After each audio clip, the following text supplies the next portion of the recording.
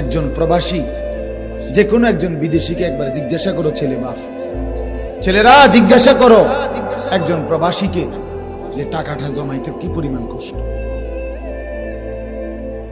কলজাটা মাটিতে লাগিয়া।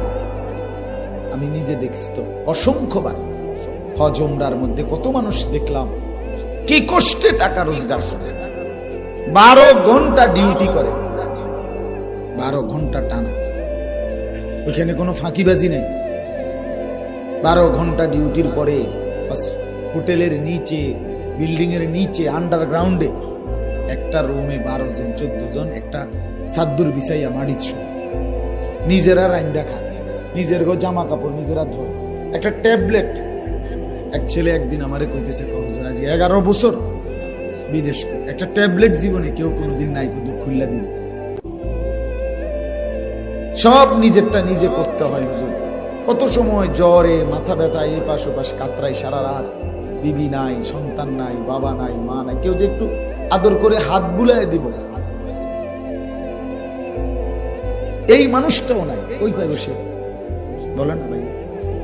এরপরে এক ছেলে আমার একদিন কইতেছে, হুজুর আমি কোনোদিন যদি কেউ একটা মুরগি এমনি দেয়, কেউ যদি একটা বার্গার দেয়, কিছু একটা দিলে খাইয়া রাত্রের আর রান্ধি না, এই পানি কদ্দুর খাইয়া শুইয়া লাই, যে কি শরীরের ক্লান্তি, এই কষ্ট করে বাপ এই জমানো টাকাগুলো দেশে পাঠায়, সেই টাকা তুমি 2 আঙ্গুল দিয়া মোবাইল টিপে শেষ করে নেবে।